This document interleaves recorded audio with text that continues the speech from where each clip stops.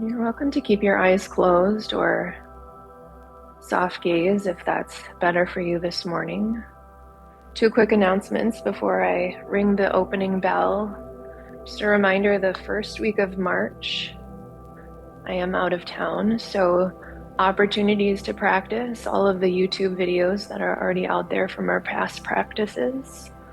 Or if anybody's interested in holding space, I'm happy to share the Zoom information with you. And then when I get back, second week of March, 2 additional practice opportunities, Monday and Wednesday, working through time right now, but I'm thinking a midday sit from about 12:10 to 12:30.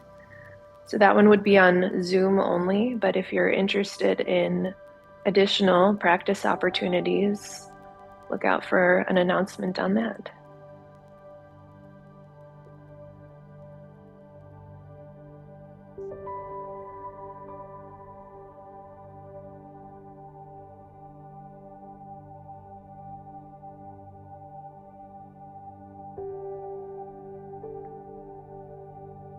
As we start our practice,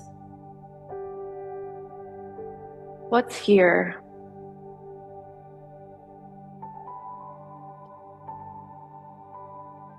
Trying not to scramble or scratch, fabricate any imaginary experience. What's actually here? Last Thursday, as we were starting to dig deeper into consciousness, states of mind, aversion was our topic. Our focus of meditation were those shadows or the parts of our experience that are easy for us to avoid.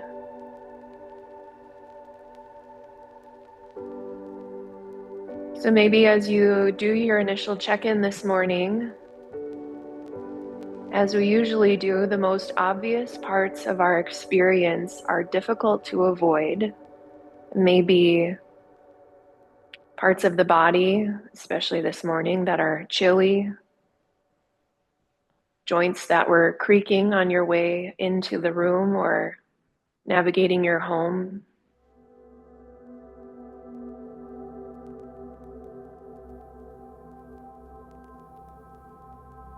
Parts of your experience that you've been avoiding. It might be pain, suffering. Maybe it's a feeling of unworthiness to experience joy.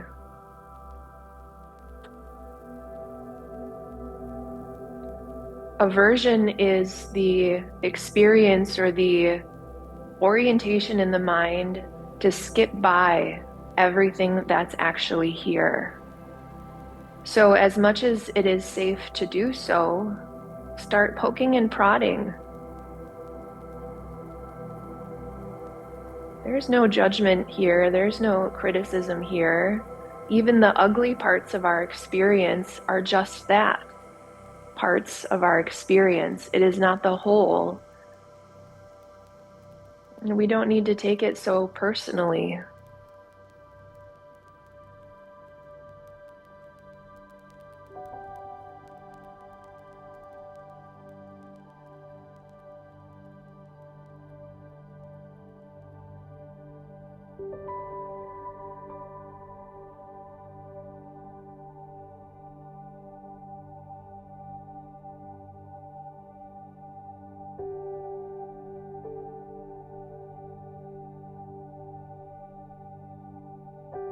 Aversion is an unskilled posture within the mind.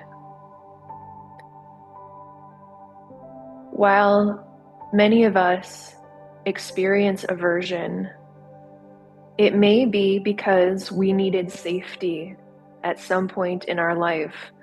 Safety, protecting our tender little heart, protecting our vulnerabilities. Again, there's nothing wrong with protecting yourself. It's when those states become chronic or habitual where those states exist in the driver's seat. That's where we can open ourselves up to questioning, open ourselves up to curiosity. What's happening here?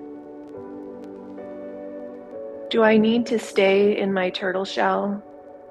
Maybe the answer is yes. Maybe you can start to poke your head out of the turtle shell, and especially in safe places like Sangha, see into the hearts, into the minds of everyone who is here. Look for places, look for ways that you belong.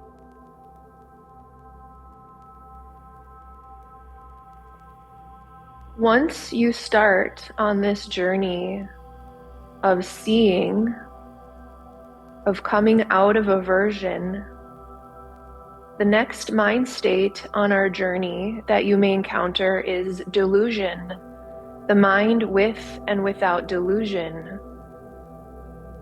Delusion, another unskillful mindset. Aversion is choosing not to see. Delusion is when we start to see, but it isn't truthful seeing. It isn't complete. It may be skewing in the mind based off of previous experience, all of the qualities of our experience, potentially those negative interactions that stick with us, that alter reality in the mind.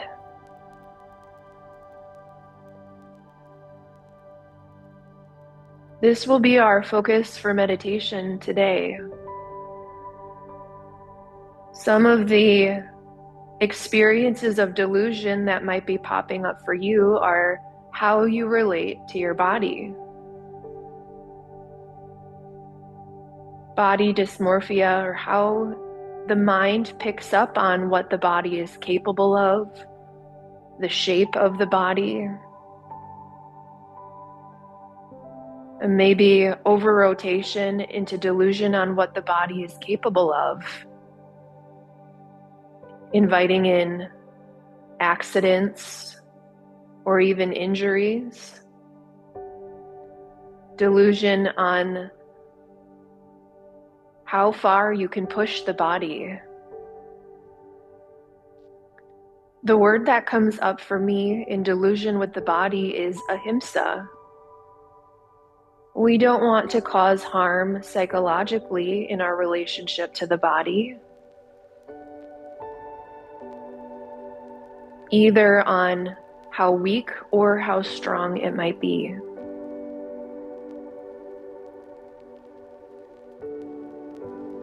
Delusion may show up in the relationship you have to your mind, taking those thoughts personally, thinking that our existence is only our thoughts. Delusion may show up in the relationships you have with partner, spouse, children, family, co-workers, even the relationship you have with people you've never met, how we see figures in the media, in pop culture. Spend a little bit of time here. Again, these shadows sometimes come out into the light and reveal their ugly heads. That's okay. Be kind.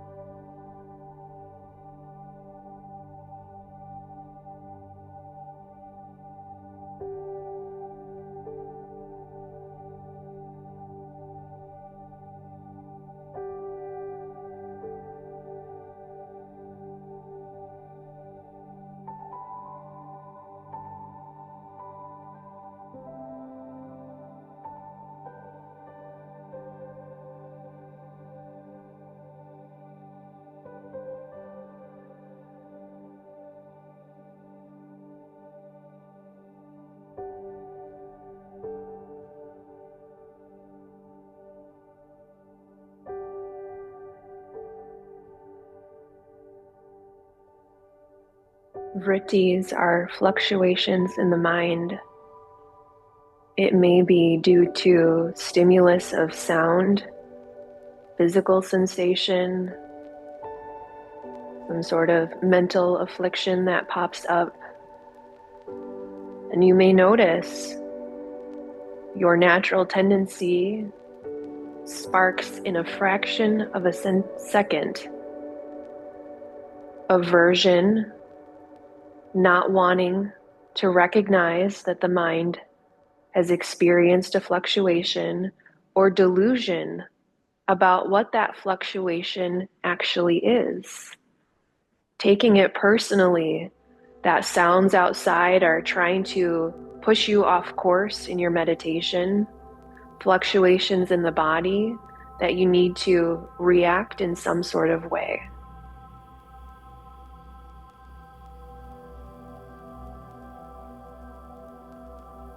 As we continue to practice, see things, see experiences, see fluctuations just as they are. This is how we start to overcome delusion. In the simplest, most basic way, we set ourselves up here so delusion doesn't follow us off the cushion. Keep practicing.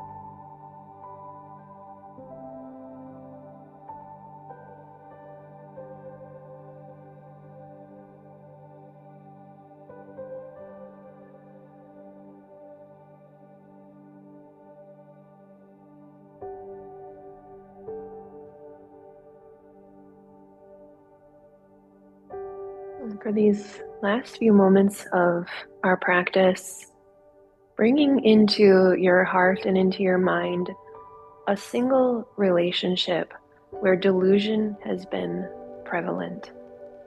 You can think about relationships where the role and the person fulfilling that role has been at a mismatch. This could be how you see your family, your friends, your colleagues, your boss, your employees, your students, whatever it is.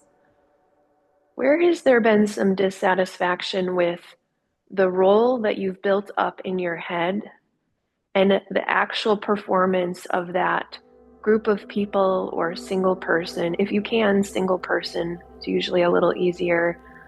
And this might even be the role that you see yourself playing. How can you strip away all of those conditions that either society, culture, how you've been brought up, how you've read about these roles? How can you strip all of that away and see this person as an individual?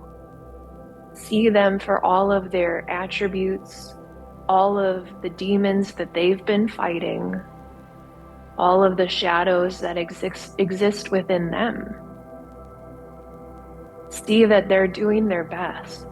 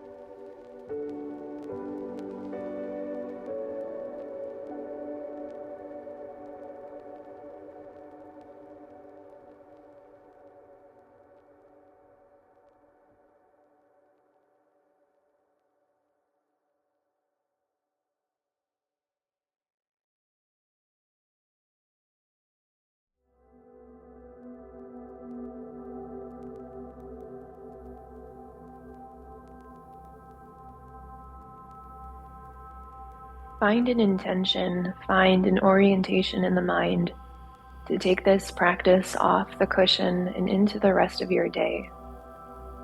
Whoever you've chosen for these last few moments, make it a priority to see them, see yourself, see this group, whoever it is, without the veil of delusion.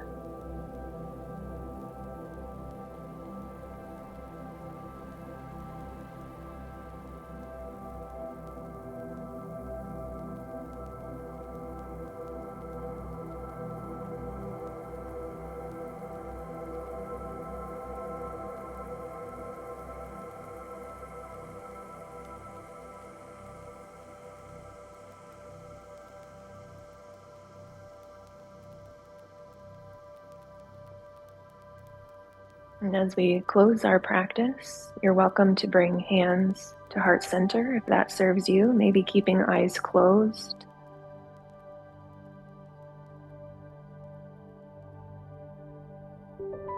And may the merits of this practice be of benefit to all sentient beings.